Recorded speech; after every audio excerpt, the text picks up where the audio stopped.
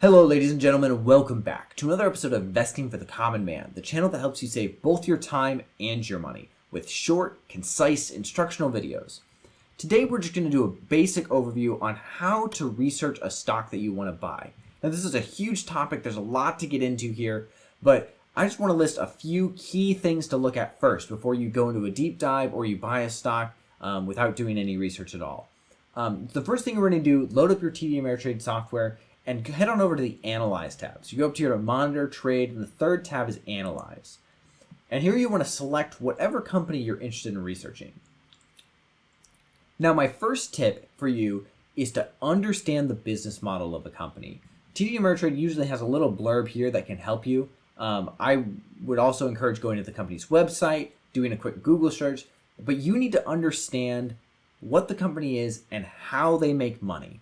You need to understand what product they sell or what service they provide, how they make money, and what negative factors might influence that. Once you've developed a basic understanding of the business model, it's time to look at a few metrics. You want to see how healthy this business is. One of the next really easy things you can do is look at a few analyst ratings for the company. Now, TD Ameritrade lists a few of those here. Now, these are professional research agencies or analysts, individual analysts that have spent hours and hours studying this company, looking at the ins and outs of their balance sheet and their earnings reports, and have given this company a rating and sometimes even a price target on what they think the company is worth. So when you see ratings on the positive end of this spectrum, buy, long, 4 stars, that means that these analysts have confidence that this company is going to be successful. When you see a lot more of these in the red, in this reduce, 1-star, sell, avoid sort of area, that means that analysts don't have confidence that this company is going to remain profitable and remain healthy. So taking a look at that can give you a glimpse into some of the career investors and what they think about this company. Next, let's scroll down on this tab and look at the data. Now here we just have a bunch of numbers, and you don't have to look at all of them. It can be a little bit overwhelming. I'm just going to give you a few to look at. The very first one I do is I come all the way down here and I look at price to earnings ratio. Now, this is the value of the company divided by how much money they earn.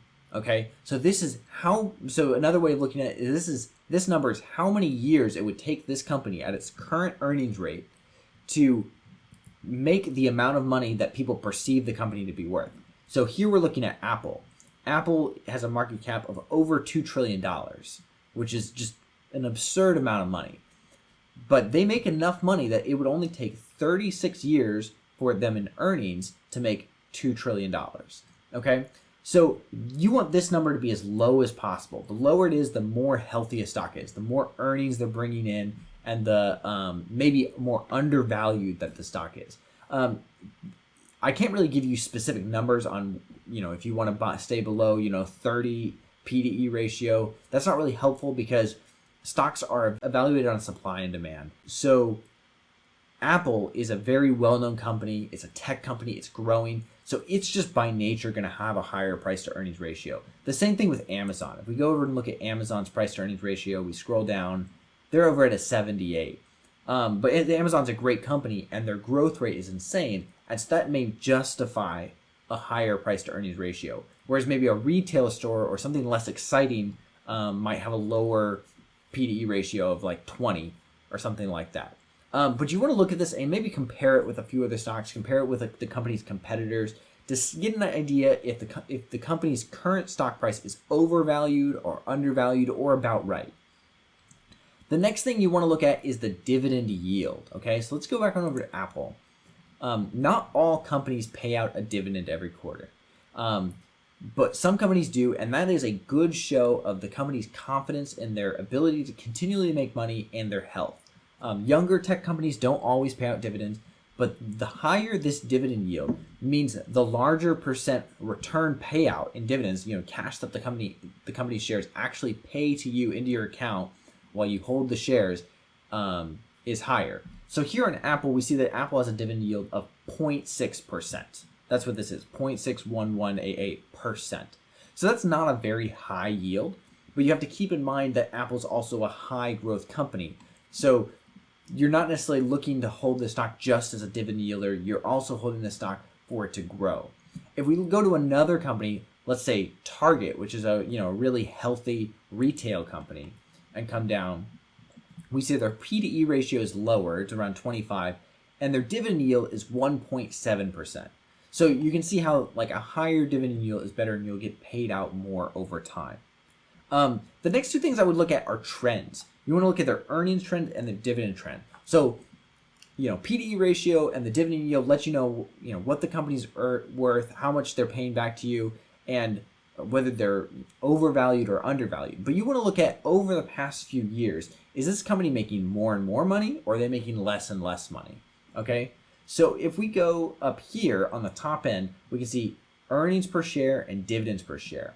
And then over here you have the 5-year trend, and you have the years listed out with the amounts that they've made per share. So Target, right here, the company we have selected, made $4.70 per share in 2016, then $4.67, then $5.44, then $6.36. So this is a pretty good increasing trend. So this company is making more and more every year, which is encouraging. I just want to show you really quick another company, Amazon. If we go and look at theirs, we look at their earnings per share year to year. We have $4.90, then $4.55, then all of a sudden this huge spike to $19, $22, and $41. So here we see a little bit of the reason why this is almost exponential growth right here.